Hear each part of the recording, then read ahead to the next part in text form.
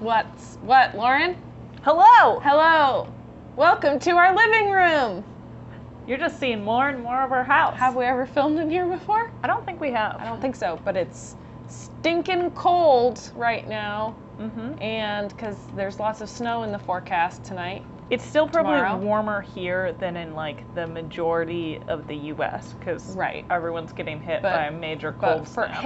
But for where we live, it's super cold right now and wet, obviously. So we're sitting by the fire. Staying cozy. We've got a great pellet stove. We're gonna do a Q&A today, so stay tuned and we'll answer your questions.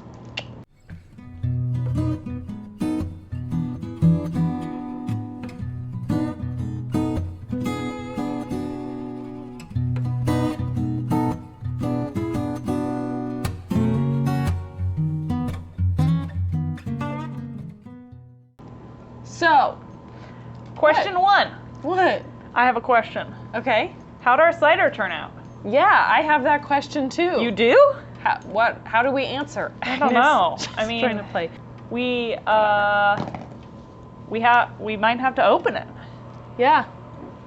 So this is our very first batch. I have one here. We have not tried it yet. Plain apple cider. Trying it the first time. This is what we bottled in our video on cider making. For you. If you haven't seen that and you're interested, check it out.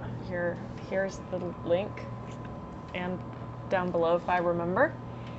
Okay. All right, April. So, Lauren. Ooh, it's cold. Yeah, Burr. Been refrigerated. We should make a mulled cider. Yeah. I should move my laptop you, aside. Agnes. I don't know how carbonated this is gonna be. Oh, true. It might just overflow. It'll be fine. Oh, it's fine. Hope it's carbonated enough. We might need to add another half teaspoon of sugar. Maybe there was a reason they was supposed to be. It. All right, April. Cheers. Cheers. Oh, yes. While you drink. That's not a creepy sister thing. That's a etiquette thing. German?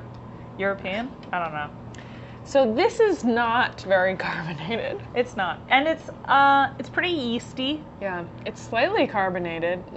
Barely. I think that would change as it barely carbonated. The yeastiness would probably settle down a little, but we'll do a extra half teaspoon sugar in the next batch. Yeah.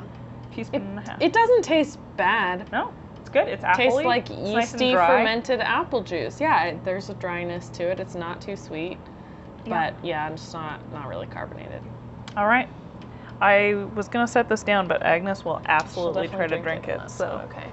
Oh, reach. Too hot. Oh, actually, is it too hot? It's really not. We won't forget about those. We definitely will. It's not a wood stove. It's a all right, pellet April. stove, so. Questions. Yes. Let's get to them. If you had room for 5 herbs to grow, which 5 should be picked to cover most recipes? Culinary recipes. Adventures? Well, I guess it doesn't have to be, because it could be cocktails or Lauren, something. should you and I write down our top 5 separately and see if they're the same? Oh, that would be kind of fun. Well, this is the thing. It depends on what you cook. Yeah. I mean, we don't cook with cilantro all that often. We use it in the summer a lot, but not for many winter dishes. But there's some people who use it all the time. Yeah, I'm one of those people who doesn't like it, so it's not like in a lot of stuff that we make. Let's say but it is one of those big culinary ones. So for like New American and French and British cuisine. What's like number 1? I think it's parsley. Oh. I was also gonna say parsley. Okay, so it's parsley, flat leaf parsley. Yeah. And then, so my next one is thyme, because I use it in so many like stewing recipes. French herb. I might say rosemary, although rosemary is kind of limited, but it's really great for cooking, especially meat. And rosemary's in my top 5 because I just roast so many meats, and it's really good for those. It's really good on like roasted potatoes and stuff. Any like roasted vegetable pretty much is good with rosemary. Okay, so what? We've got parsley, thyme, rosemary. I finish out with oregano and basil. Because I'm making pasta enough, I'm making Greek food enough. Now, mint. I was like, just going to say, I would debate with mint because I personally really like having mint in a kitchen garden because, especially in the summertime, it's great for fresh things, salads and beverages, and, you know, like a zesty sauce if you're making some kind of, you know, garlicky, minty something for like lamb. It's great. If you're not, I might switch out mint and basil, because if you want to do like one batch of pesto, you could always buy a couple pounds of fresh basil. And I think basil is seasonal, you know, whereas mint, depending where you live, you can have it year round. So basil is kind of like, you're going to put it in every summer, but it might be just as easy to buy big bunches of it. All right, there's your answer. So, thanks, Tim, for that question. Next question, also from Tim. I'm not mixing these up in order because that's too much work. It's fine. How do you do with living together as sisters? Do you have any specific communication methods or tips for living with family? We're sisters? I'm kidding. I think people know that. I don't know. We've been doing it a long time. Oh man, when have we not lived together? Our family can't seem to have a family get together without having like a serious conversation about I hate that. relationships. So I would say that, but we try to avoid that ourselves at all costs. So yeah, you know, I think number one thing, because we're both introverts, is to recognize that we need alone time. Yeah.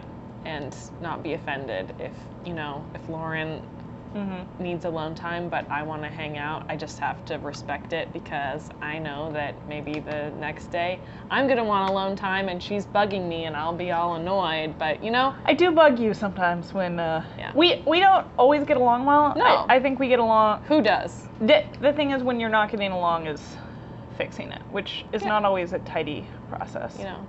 I think apologize and forgive. One thing we've learned. Yes.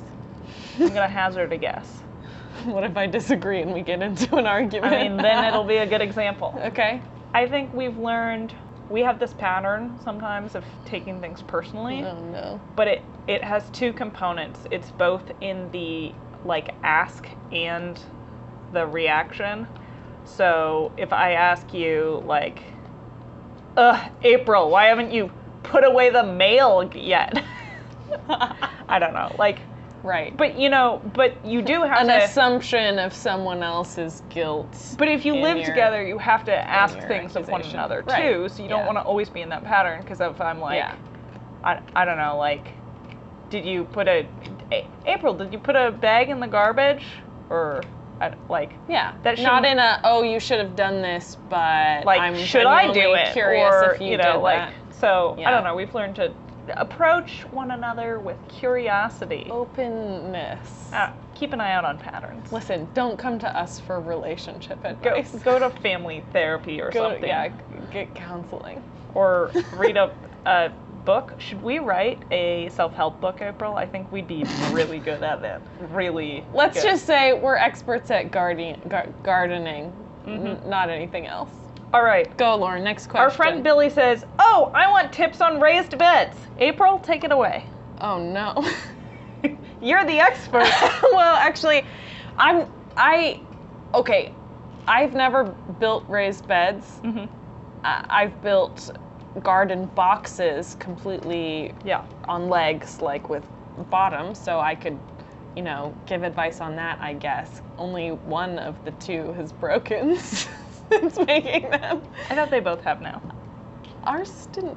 Ours did break, and theirs, you're right, they both have broken, but, you know, they were pretty cheap and quick to make. One tip I can give is you don't want to use treated wood, because you don't want whatever chemicals are used to treat it to leach into your soil that you're growing vegetables in. Now, lots of people disagree with that. Lots of people use treated wood because they want the beds to last a long time.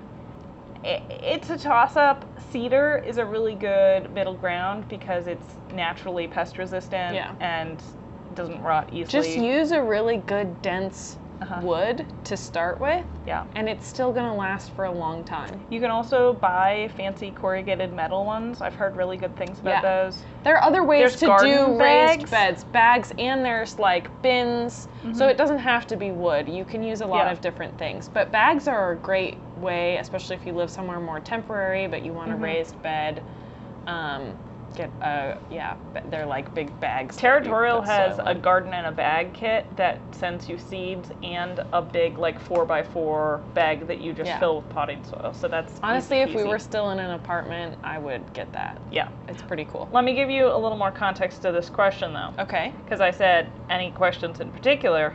So the reply is, not super sure, but I want to plant a garden without tilling soil. So I assume it's an option to do a raised garden bed, but I don't know anything about them. So yes, that's a great option because the dirt that you put over the grass in your raised bed will kill it. But there is another option. No-till gardening? No-till gardening. I would check out the Ruth Stout No Work Garden Book. It's a oldie but a goodie. Originally published isn't that the one that, what's her name in Sprouts and Saplings references her? It is. Yeah. In 1953. Yeah. She's this lady who... Is she also the one who does a lot of mulching? Or is that someone else? Yes, she does mulching. Yeah. So the plowman was late and she needed to grow stuff. So she started throwing stuff on the ground to kill the grass, leaves, straw, cardboard, vegetable scraps. She left stuff from the year before and that she just planted in the ground, and she says her neighbors thought she was crazy, but within a couple of years she had very rich soil that she never had to till. The thing with the mulching is that underneath that you preserve, well, for one, all that mulching is composting down and mixing with the soil, and it creates this super rich, moist, workable soil without ever having to till it up. Yes. So check that out. Try it. Yeah, maybe you have a place where you piled up some leaves last year and forgot to and if you're just starting, with them. like where each plant is planted, just dig a small hole. If there's grass right there, obviously dig that little bit of grass out. Mulch and around plant your it. Seeds. Yeah. And by the next season, that grass underneath will have died and it will be working on a great soil. Yeah. So. Let us know how it goes, Billy. We want to hear about your garden. Tell us. All right, last question, April. Yes. This is from our friend Hannah. Okay. She says, can you do a gluten-free baking day? Everyone in 2020 made sourdough except me because I don't know how to do it. I assume the homemaking geniuses you are have a trick up your sleeves. Well, we haven't done it yet, but we've talked about it. We haven't done gluten-free sourdough. No. We've done lots of gluten-free baking, including bread baking. Yes, we make gluten-free bread. And actually, our aunt, she's made gluten-free sourdough, right? I think so. Yeah. So the science of gluten-free sourdough is very much the same. You're storing living yeast in leftover bread dough. And the fermentation of that yeast is what produces that sour flavor. Now, that flavor is something we really like, and so it makes sense to want to do it for gluten-free baking. The reason that sourdough bread is kind of so good is that the gluten in regular wheat flour has a really long time to develop these super long strands, so you get that very chewy texture. You're not going to get that through a long fermentation in gluten-free sourdough. You're only going to get the sour flavor. But you can do things with your mixture of starch and flour and like xanthan gum or other kinds of gum that act as a stabilizer that give the dough enough body that it can still trap air bubbles. I've always wondered if you could do one where you like add boiling water to it too to like partially cook some of the starches so that it's like makes it really pliable. But I've never experimented. So and then the other thing, one other thing. Go ahead. There's a lot of simple sugars in rice flour and many other gluten-free flours, and some of those materials are more likely to have bad bacteria growing. So I don't know that you'd want to start a gluten-free sourdough completely out of natural yeasts around the air. Like that's one way to start sourdough is just set out flour and water and hope it goes. I think you want to start it with dough. Well, with some yeast. Commercial yeast. So yeah, we'll do a gluten-free bread. We'll totally do that. You know what I want to make? Like a gluten-free rye. Rye, with like molasses and caraway seeds. You can achieve a lot of those flavors because, man, Rye bread? I love rye bread and like pumpernickel bagels. So good. Yeah. Miss them. Anyway. April's gluten-free, so if you Lauren's have not. gluten-free questions, direct them to her. That doesn't make us fight at all. Anyway. Say bye, Agnes. That's the video. Thanks bye. for joining us by the fire.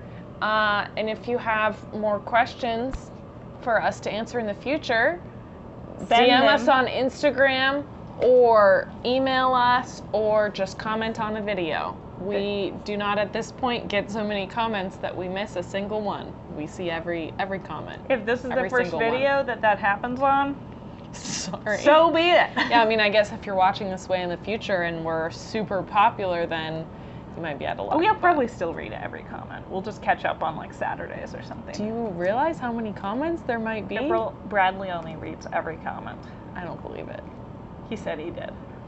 He must be lying. He's probably not as popular as we're gonna get. If you watch our video, tell us if you're lying. Are you lying? Okay. We'll see you next time, and don't forget to like and comment and subscribe so we can get 100 subscribers by the end of February. This month. That's a great goal. Yeah, we're at 78 people. It's not that far. We can do it. Help us get there. If you've got a friend who likes gardening, cooking, fermenting, maybe shoot them our video. Stuff. Yeah. We don't do any advertising, so I don't know. Word of mouth. Yeah. Thank you. Bye. Bye.